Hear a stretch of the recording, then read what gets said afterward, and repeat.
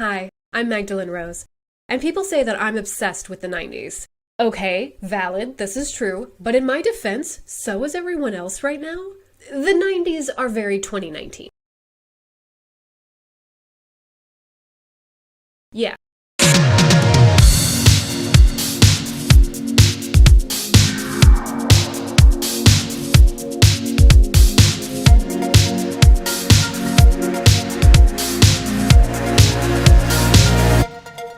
This video is about Bill and Ted's Excellent Adventure and how it pertains to 90s culture even though it was technically released in 1989. I am aware of this fact, and in my professional opinion, I think that it still counts. Please do not yell at me in the comment section, I know what I'm doing.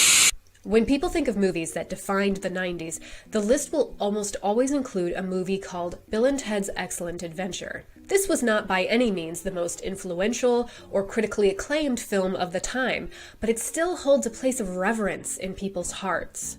Like, I don't think I can even interact with the question of whether or not it's a good film from a filmmaking standpoint because I love it so much. So full disclosure, this is not a review. I am way too emotionally compromised to review this movie. Also, you're not allowed to review it either. Never speak to me or my son again. For the purposes of this video, I will be referring to both Bill and Ted's Excellent Adventure and the sequel, Bill and Ted's Bogus Journey, interchangeably as just Bill and Ted's Excellent Adventure. Please, with the don't, with the I know. So what's all the fuss about? Well, Bill and Ted is a buddy comedy about two high school slackers trying to finish a book report so they don't flunk out of school, and as I'm saying that out loud, I'm realizing that that doesn't sound like a compelling plot, but stick with me, okay? We're in danger of flunking most heinously tomorrow, Ted. Whoa. One time traveling telephone booth. Strange things are afoot at the Circle K. I'm here to help you with your history report. What? If I'm being uncomfortably honest here, I watched this movie last year, and I cried. And I'm not a crier. I am much more of a, stuff everything down until one day you snap and start throwing kitchen knives at the mailman sort of person. But I did. I cried. Like a deranged adolescent after their first breakup. Why? If there's one thing that Bill and Ted's Excellent Adventure captures about this time period, it was a feeling of hope and excitement for the future. It also captures other, less flattering aspects of that time period. Fact. Excuse me, do you know where there are any personages of historical significance around here? How's it going, Royal Ugly Dudes? Despite their humble beginnings, Bill S. Preston Esquire and Ted Theodore Logan, God, I just realized that means his name is Theodore Logan. The two discover that in the future, their music is destined to bring about world peace. If they flunk out of school, they'll be separated and the band will never fulfill its destiny, and then we'll end up with, well... And when you're a star, they let you do it. You can do anything. Whatever you want. Grab them by the pussy. The movie paints the future as almost utopian, with amazing advances in science and education, and that is a view of the future that's becoming more and more scarce. So it's 25 years later, and we have a handful of enormous corporations responsible for most of the world's pollution, leading us towards a climate catastrophe, and not even slowly, just we're booking it towards shit world, and we have a lot of politicians who are doing everything that they can to ignore the problem because those same corporations make up a big part of their political donations. Far-right extremism is on the rise, PewDiePie is the most popular entertainer on the internet, and everything just generally sucks. So the idea of a future that's healthy, peaceful, and united in a mutual love of epic power ballads is really appealing right now, even for people who weren't even born when it happened. Perhaps even especially for them. This is called Retrofuturism, literally a past era's idea of what the future will be like. The nostalgia for the retrofuturism of Bill and Ted's Excellent Adventure falls into the category of what Svetlana Boym called reflective nostalgia. Reflective nostalgia is a sort of escapism into a past that one deems a simpler time, and according to Boym, people are often nostalgic for a time period directly before a huge cultural shift. The trends of the 1990s don't just remind us of GAC and summer vacations, it also reminds us of growing up before, you know, certain events. I am of course referring to Woodstock 99. Thanks for ruining culture, Limp Bizkit.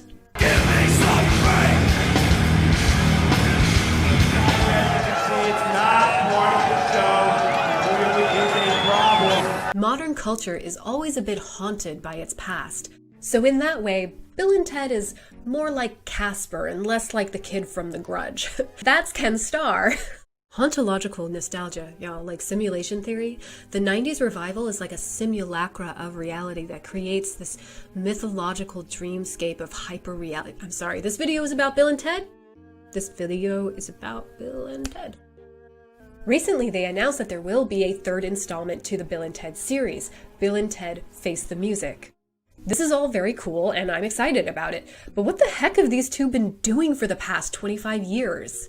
Well, I'm happy to announce that as of the filming of this video at 12:06 p.m., Keanu Reeves is still adorable. Like, he's still giving up his seat to passengers on the subway, and he's still buying lunches for special effects crews. If you type Keanu Reeves into Google, you're just gonna get a horde of stories about him being a stand-up dude. So as of right now, Keanu Reeves is still American Jesus. Thank you for your service. But what about Alex Winter? Whatever happened to Bill S. Preston Esquire? You may have assumed that his career just fizzled out, but you'd be wrong. The reason you may not have seen Alex Winter as much is because he took his career behind the camera. Alex Winter became a documentarian who's covered both the rise of the Napster controversy and the Panama Papers. Y'all remember the Panama Papers, don't you? Maybe you should watch the documentary, Life Comes At You Fast. Media analysis and politics? Like, Alex, what's your favorite tea? You're invited to my house. I'm dead serious. Keanu can come too, it's okay. The movie is being directed by Dean Pariseau, who is best known for Galaxy Quest, so that's a pretty good sign. He also directed several episodes of The Good Wife, which has just been over here, being quietly one of the best shows on TV right now while you all watch House Hunters. Sorry.